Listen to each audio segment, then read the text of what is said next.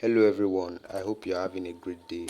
Welcome to my YouTube channel. In today's video, I am going to be showing you how to solve a problem that gives most Linux on Android users headache. Okay, and this problem is the Signal 9 problem. Now, if you're using an Android phone that is from the version 11 above, it is most likely that you're going to get this error while trying to use VNC server, and the reason for this is because this version of Android phone has something called phantom process killer on them. Okay, so in this video I'm going to show you how to disable phantom process killer, and you can now freely use Termux and VNC on your Android phone or any other application that you have installed that run using phantom process. So without wasting much of your time, let us get to the video. Alright guys, so as you can see, while trying to start the VNC server, I got the Signal 9 error, which is the phantom process error. And if I click on enter, it is just going to exit Termux. Okay, so to do this, make sure you're connected to any Wi-Fi device of your choice. Okay, just make sure that your Wi-Fi is on and connected. And after that, click on your phone settings, and after clicking on your phone settings, you want to locate build number on your phone. Okay, you can search it with the search bar, and if you know where it is in your phone, just locate and click on it 7 times till it shows you are a developer. In some cases, you might be asked to enter your password. After that, enter your password and you should get the message that you are now a developer. Now that you are a developer, you can now open your search bar, okay, and search for developer options.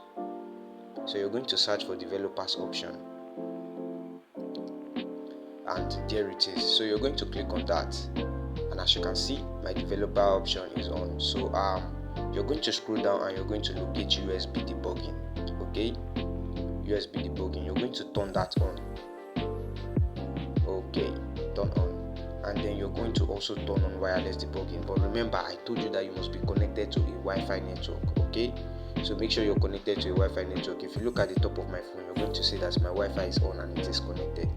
After on wireless debugging, the next thing you're going to do is you're going to click on it, and as you can see there, we're going to be pairing our device with Termux using the pairing code. Okay, but before going to that, open your Termux application and update your terminal with the apt update command. And after updating your terminal, you're going to install a package called Android Tools. To install it, you're going to use the command apt install Android-tools. Okay, and that is going to install some packages including ADB on your Termux. Okay, so now we're going to clear this, and we're going to connect our Termux now to the wireless connection. Alright, now to do this, the first thing we're going to do is we're going to on our settings in split screen mode. Now your phone might say that settings app does not support split screen. If you got that error, there is a video displaying on your screen right now. Click on that video to watch how to fix that problem.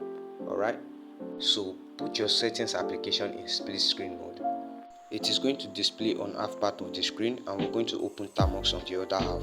The reason why we're doing this is to be able to pair with Termux. This is how you must do it. Otherwise, you're going to be getting error unable to pair. Okay, so just do it this way. So now the next thing you're going to do is you're going to click on pair device with pairing code. Alright, and a page like this should open up. So on your Termux, what you're going to type is the command adb pair. Okay, pair.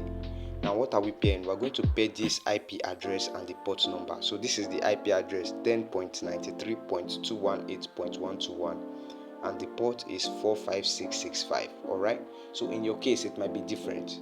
Just make sure you type it correctly and then enter the Wi-Fi pairing code, and that should tell you that you have successfully paired to the IP address and the port number. Now that you have successfully paired it, the next thing we're going to do is we're going to connect to our wireless debugging IP address and the port. Okay, to do that, you're also going to enter the IP address, which is often at times the same with the previous IP address, and then you're going to enter the port number. The port number should be different. Okay, so you're going to click on the port number, and as you can see, it says connected to that IP and the port number. And if you also look at the top of your screen, it is going to tell you that wireless debugging has been connected. Alright, so that is how you do that. Now the next thing we're going to do is we're going to enter this adb shell commands. Okay, so what the first command is going to do is it is going to make sure that everything we're going to be doing now is going to be saved after reboot. So even after we reboot our phone, the changes that we've made now will still be there. Okay, so you're going to enter this command and you're going to click on enter. All right.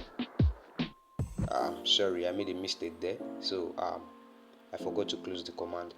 So I'm going to enter the command again. I'm going to be pasting all of this command in my blog, so you can just easily go there and copy it. Okay, so you're going to enter that command and then you're going to copy and paste the second command. The second command is going to change the maximum number of our phantom process from 30 to this value here. Okay, so you're going to enter that and you're going to click on enter, and then we're going to enter the third. We're going to enter and paste the third command. Okay, the third command is going to disable phantom process.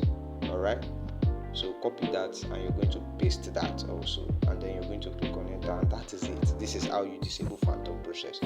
Now, to show you that phantom process has been disabled on this phone, I'm going to try connecting to VNC again. I'm going to try launching the VNC server again and see if it works. All right, so the VNC server I launched at the beginning of this video that caused this error, I'm going to try launching it again, and if it works, then it means phantom process has been disabled. So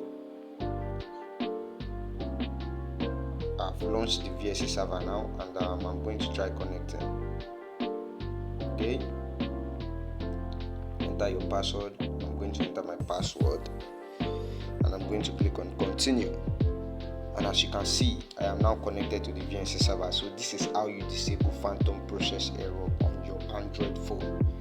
This method works 100%. Okay, if you found this video helpful, make sure you click the subscribe button and turn on your bell notification so that you'll be notified whenever I upload another video. And if you are still encountering these errors, let me know in the comment section below, and I'm going to do my best to guide you so that you don't make the mistakes again. Thanks for watching, and I'll see you in the next video. Goodbye.